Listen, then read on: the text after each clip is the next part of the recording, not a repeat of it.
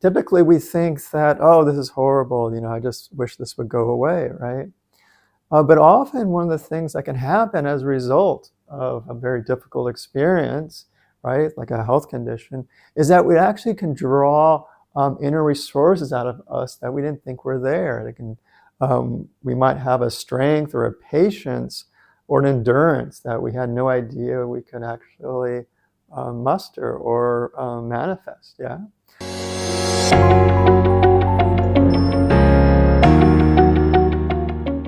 So when I came here today, I noticed that there were a lot of, or at least more cameras than I'm used to. There's 1, 2, 3 cameras I can see in this room. There's probably others. There's big spotlights. And this is a way of kind of seeing things from multiple directions and also getting better illumination. Yeah. And this is actually something that I was often instructed in the course of my training as a Buddhist monk, is to reflect on experience from multiple angles. Yeah. So when you have an experience, it could be a good experience, it could be a bad experience, it could be an ordinary, boring experience. But it's good to kind of see it from multiple angles. The tendency of our mind is that when we experience something that we like, let's say we get a promotion in our job, or somebody compliments us at our work, or somebody says something nice to us, that we tend to get elated from that, and we tend to cherish that and want more of that, yeah? And kind of similarly, if something not so good happens to us, perhaps, let's say, we get a bad mark at school, or we get fired, or somebody leaves us, or we have a major health problem, or somebody in our family dies. The tendency of our mind is to want to resist that, to push that away, to want to get rid of it, yeah? And then of course, and throughout our lives, there's lots of things that are often either particularly, pleasant or unpleasant. And we often ignore those experiences, and we tend to just kind of, waiting for the good stuff to happen, or, maybe hoping the bad stuff will eventually go away, right? And we tend not to actually think about or reflect on these experiences. And so I was often instructed to actually reflect on these experiences from multiple angles, on every experience, whether they were things that the mind typically likes, the mind typically dislikes, or whether it typically ignores it, yeah? And so as an example, if something good happens to us, let's say we get a raise, yeah? We get more money, we think, oh, that's great, yeah? But we typically don't see what the downsides of that are, yeah? Often with more money, well, there becomes, decisions of what to do with it, right? Sometimes if you get a lot of money, sometimes people come to us and say, hey, can I borrow some of that money, or can I have some of that money, right? You get some more attention, perhaps unwanted attention.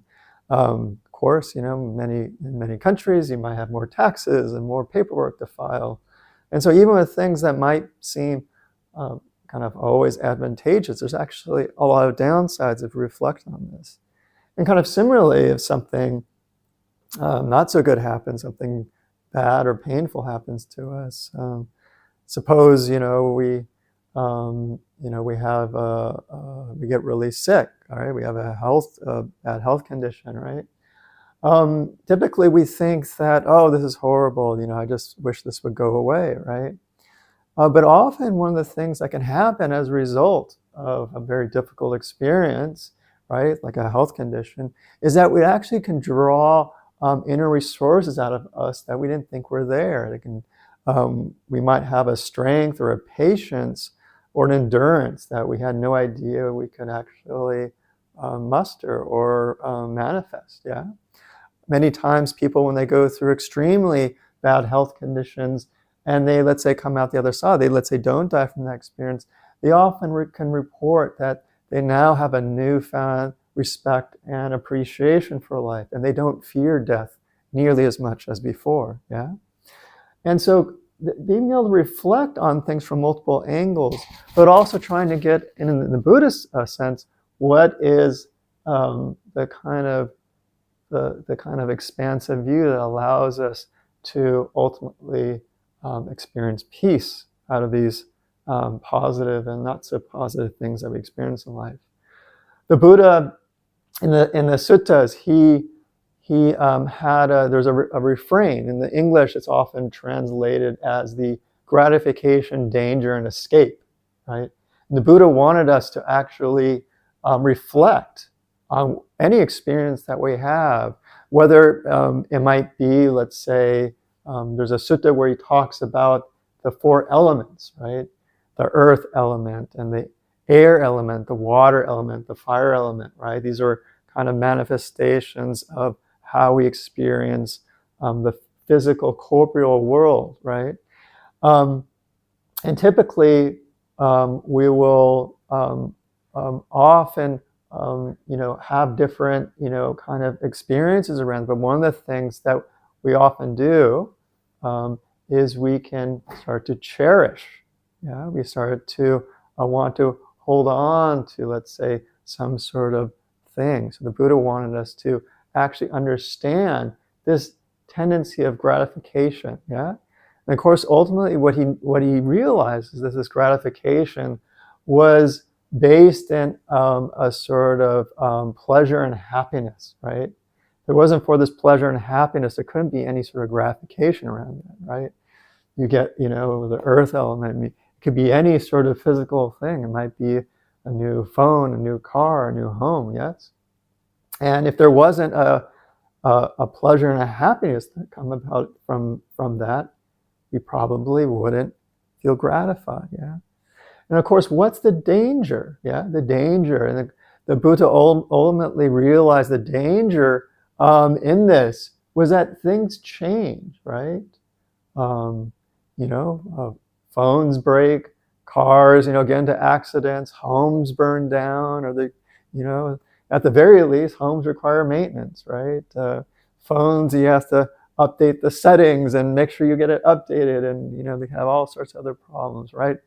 You don't need to talk about cars. I think people understand cars can be quite problematic. Yeah. So the danger is ultimately that these things change. They don't actually persist, right? The things that we experience, whether it's physical, but that actually anything that we are experiencing won't actually persist. Yeah. And so the danger is actually this change. In the Buddhist lingo, it's called anicca. Yeah. This instability, right?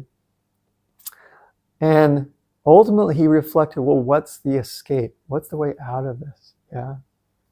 And then the Buddha realized that the way out of this was relinquishment. Yeah. This ultimately letting go of this attachment for whatever it is. Yeah.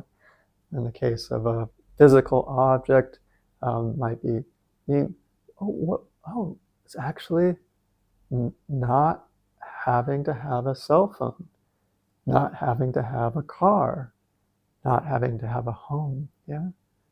If it comes, okay.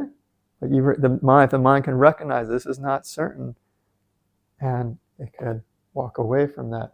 And a mind that can actually do this is a mind that actually has a deep sense of peace and stability. Yeah. So the Buddha encouraged us, whether it's in the most kind of mundane, ordinary things, all the way down to the most subtle experience. He wanted us to reflect on the gratification, the danger, and the escape.